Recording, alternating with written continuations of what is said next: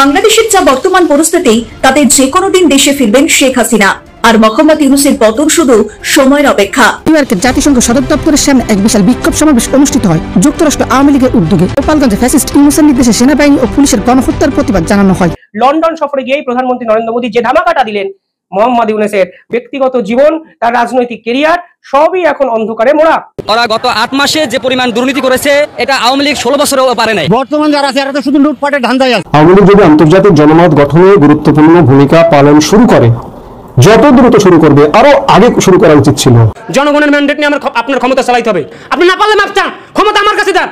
আমি যদি না পারি প্রেস ক্লাবের সামনে ক্রস ফায়ার দিয়ে নিজে মরে যাবো। আসসালামু আলাইকুম প্রিয় দর্শক, যে সকল ভিডিও ফুটেজ গুলো দেখলেন এতে করে নিশ্চয়ই বুঝতে পেরেছেন আজকের ভিডিওটা কতটা গুরুত্বপূর্ণ হতে চলেছে। তাই ভিডিওটি না টেনে সম্পূর্ণ ভিডিও দেখার আহ্বান করছি। কথা না বাড়িয়ে চলুন ভিডিওটি দেখতে থাকি। আর হ্যাঁ, আপনি যদি এই চ্যানেলে নতুন হয়ে থাকেন তাহলে চ্যানেলটি সাবস্ক্রাইব করে পাশে থাকা বেল আইকনটি অন করে দিন। আর যদি সাবস্ক্রাইব করে থাকেন তাহলে আপনাকে অসংখ্য ধন্যবাদ। 11 মাস আগে ক্ষমতা হাতে নেওয়ার সময় যে স্বপ্ন দেখিয়েছিল গোটা দেশের মানুষকে, তা বাস্তবায়ন তো দূর, বরং পরিস্থিতি খারাপ হয়েছে।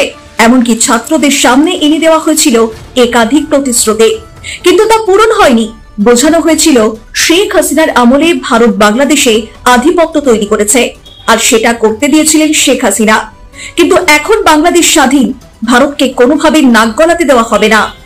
এমনকি আইন উপদেষ্টা আসিফ নজরুল বলেছিলেন 26 লক্ষ ভারতীয় বাংলাদেশে কাজ করছে, তাদের তাড়িয়ে সমপরিমাণ বাংলাদেশিকে কাজে ঢোকানো হবে।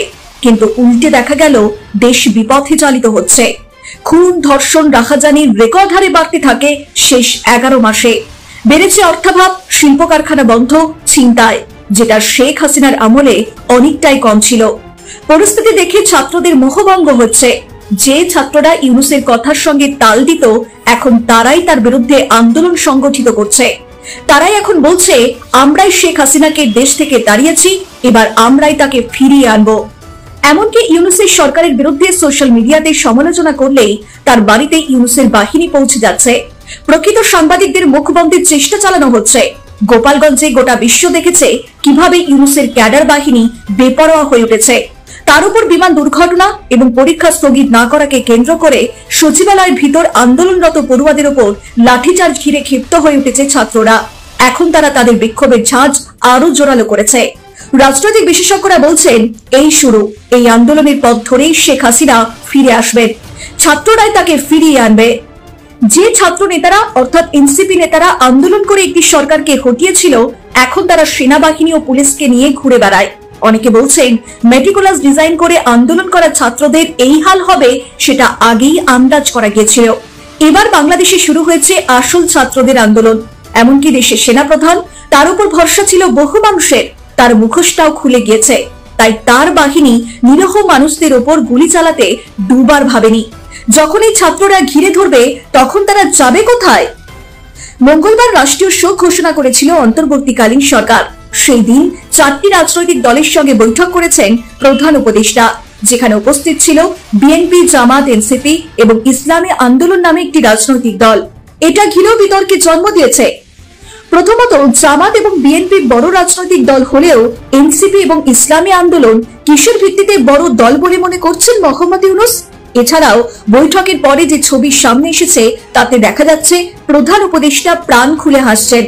এদিকে বিমান দুর্ঘটনায় নিহতদের উদ্দেশ্যে রাষ্ট্রীয় শোক পালন করা হচ্ছে দেশ জুড়ে।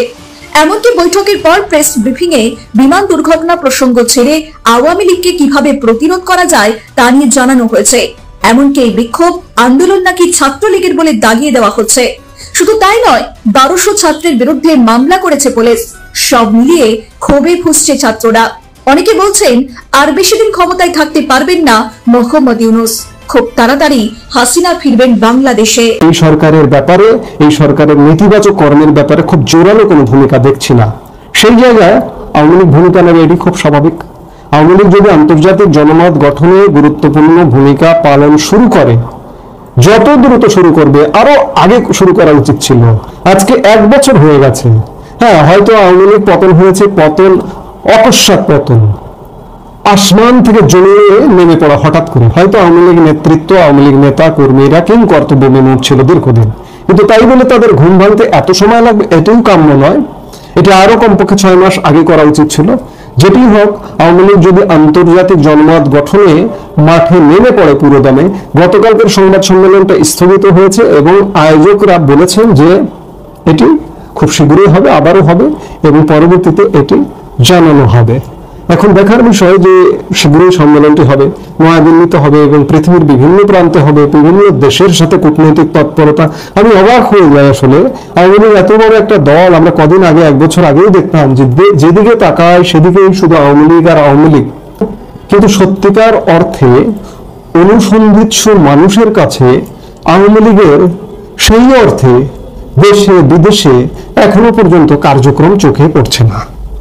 আওয়ামী লীগকে এই যে পতন হয়েছে, কেন পতন হলো, কেন আওয়ামী লীগের এত দূর অবস্থা হলো, কেন পতনের মতো ঘটনায় ঘটতে গেল, কিংবা কেন একটা সরকার পরিবর্তন হবে নির্বাচনের মাধ্যমে পরিবর্তন হবে, কিন্তু নির্বাচনের মাধ্যমে পরিবর্তন না হয়ে লজ্জাজনকভাবে আওয়ামী লীগের কেন পতন হলো, এগুলো কি আওয়ামী লীগ গত 1 বছর গবেষণা করেছে?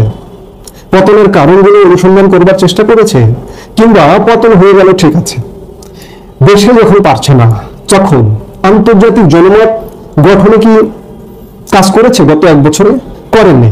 আমরা প্রথম একটি আন্তর্জাতিক সংবাদ সম্মেলনের খবর পেলাম, এটি যেহেতু নয়াদিল্লিতে এবং এটি সর্বভারতীয় গণমাধ্যমের উদ্দেশ্যে গণমাধ্যমে পাবলিশ হতো এবং যার মাধ্যমে সারা পৃথিবীতে ছড়িয়ে যেত, কিন্তু সেটি বাংলাদেশে ভয়াবহ বিমান দুর্ঘটনার কারণে স্থগিত হয়েছে।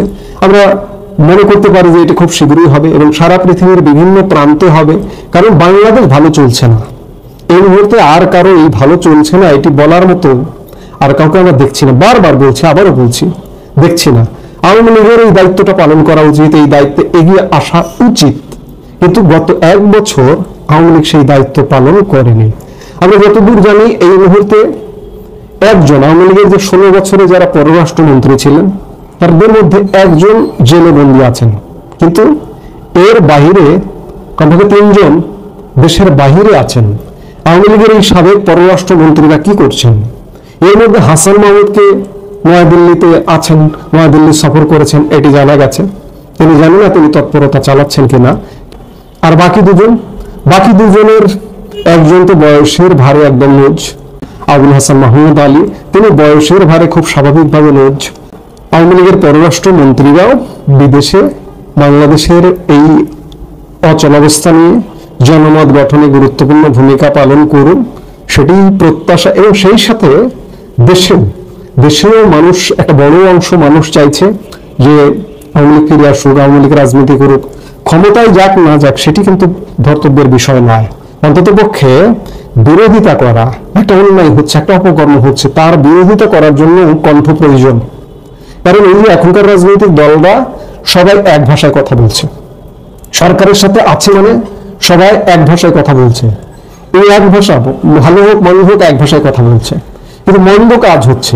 এই মন্দ কাজকে বাধা দেওয়ার মতো কাউকে দেখা যাচ্ছে না। তাহলে দায়িত্ব পালন করতে হবে আওয়ামী লীগকে। আমরা প্রত্যাশা করব যে আওয়ামী লীগ যদি বিদেশি জনমত গঠনে নেমে পড়ে, সাথে দেশে এবং বিদেশে একই সাথে তাদের তৎপরতা চালাবে।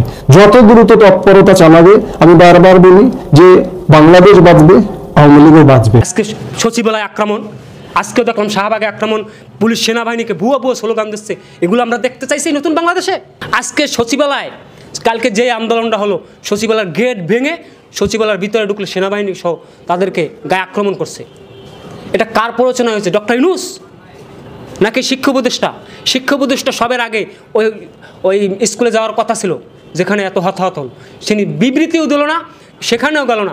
আমার তো মনে হয় এই সম্পূর্ণ এটা একটা বড় ধরনের একটা কুচক্র মহল আছে, যাদের সাথে এই শিক্ষা উপদেষ্টা জড়িত আছে, কিছু কিছু ইউটিউবার জড়িত আছে, প্রবাসী ইউটিউবার এবং এই ডক্টর ইউনূস সরকারের গাপ্পি মেরে থাকা এরাও লোক আছে এবং এনসিপির লোকও আছে। কারণ তারা চাচ্ছে যে একটা মোটামুটি একটা নির্বাচনের দিকে রোডম্যাপ আসছিল, সেটাকে পিছানোর জন্য অলরেডি তো কেউ স্ট্যাটাস দিয়ে দিয়েছে এই মুহূর্তে জাতীয় সরকার দরকার। তাহলে আপনারা কি জাতীয় সরকারের জন্য, ডক্টর ইউনূসকে ক্ষমতায় বসানোর আরও থাকার জন্য এই ধরনের কার্যক্রম আপনারা করতেছেন? অবশ্যই আমি মনে করি এটাই করতেছেন। ডক্টর ইউনূস, আপনি যদি দেশ নিয়ে কোনো রকম ষড়যন্ত্র করেন, যারাই দেশ নিয়ে ষড়যন্ত্র করবেন তাদের কিন্তু আমরা ছাড় দেব না। আমরা দেখতেছি ডক্টর ইউনূস সাহেব, আপনি যদি এগুলো পরিষ্কার করতে না পারেন, প্রত্যেকটা হত্যাকাণ্ডের বিচার করতে না পারেন, যেই জনগণ আপনার গলায় ফুলের মালা দিয়েছে সেই জনগণ কিন্তু আপনাদের গলায় জুতার মালা দেবে, স্পষ্ট কথা। বহুত ভালোবাসা দেখছি, 10 মাসে হাজার হাজার মানুষ খুন হয়েছে, দর্শন হয়েছে, জিম্মি হয়েছে, ডাকাতি হয়েছে। আপনি কোন চাটের বালটা করছেন মিয়া? আপনি কার বালটা ফেলাইছেন? আপনি না পারলে মাপ চান, ক্ষমতা আমার কাছে দেন। আমি যদি না পারি প্রেস ক্লাবের সামনে ক্রস ফায়ার দিয়ে নিজে মরে যাবো। আজকে সচিবালয় আক্রমণ, আজকেও দেখলাম শাহবাগে আক্রমণ, পুলিশ সেনাবাহিনীকে ভুয়া স্লোগান দিচ্ছে। এগুলো আমরা দেখতে চাইছি নতুন বাংলাদেশে। আপনি বলতেছেন আমার সরকারি দল চাঁদাবাজি করে না। সরকারি দল কে? যে সরকারি দল যমুনায় ফটোশ্যুট করতে গেলে সেখানে সরকারি দলের কার্ডের প্রয়োজন হয় না, অন্য অন্য রাজনৈতিক দল, বিএনপির বড় বড় ব্যক্তিদের কার্ড লাগে, এনসিবির নেতাদের এবং ওই যে কিছু কিছু ব্যক্তি আছে নাসিরউদ্দিন পাটোয়ারি, তাদের কার্ড লাগে না। তাহলে সরকারি দলে এইগুলো করাইতেছে। কিছু কিছু রাজনৈতিক দল আছে, ওইফিয়ার রাজনৈতিক দল, তারাও এখানে এই দেখবেন জাতীয় সরকারের পক্ষে কাজ করব, 10 কোটি টাকা পাইব, বলবে না আমরা জাতীয় সরকার চাই। এরকম ব্যক্তিও বাংলাদেশে বর্তমানে আছে। কিন্তু আমরা চাই নির্বাচনীয় সরকারের মাধ্যমে যা সংস্কার প্রয়োজন হলে আমরা সংস্কার করব, আমাদের যা প্রয়োজন হবে আমরা করব। কিন্তু ডক্টর ইউনূস, আপনি এই নির্বাচন পর্যন্ত, আপনাকে একটা স্পষ্ট বার্তা দিই, নির্বাচন পর্যন্ত, ডিসেম্বরে যান, ফেব্রুয়ারিতে নির্বাচন দিতেই হবে। এই নির্বাচন পর্যন্ত যোগ্য একজন ব্যক্তিকে, সে রিস্কা হলেও আপনার উপদেষ্টা বানান, আপনার পিএস বানান। আপনার কানে ওই এনসিবির পরামর্শে আপনি ক্ষমতা চালাইতে পারবেন না। জনগণের ম্যান্ডেট নিয়ে আপনার ক্ষমতা চালাইতে হবে। কাজী আপনি যদি বলেন যে না আমি পারবো না, তাহলে আপনি এখনই ক্ষমতা হস্তান্তর করে অন্য কাউকে বসান। প্রিয় দর্শক, সম্পূর্ণ ভিডিওটি দেখার জন্য আপনাকে ধন্যবাদ। ভিডিওটি দেখে কি উপলব্ধি করতে পারলেন তা কমেন্টে লিখুন। ফিরছি আগামী কোনো ভিডিওতে নতুন কোনো টপিক নিয়ে। ততক্ষণ পর্যন্ত ভালো থাকবেন, সুস্থ থাকবেন, এই শুভকামনায় আজ এ পর্যন্তই। আল্লাহ হাফেজ।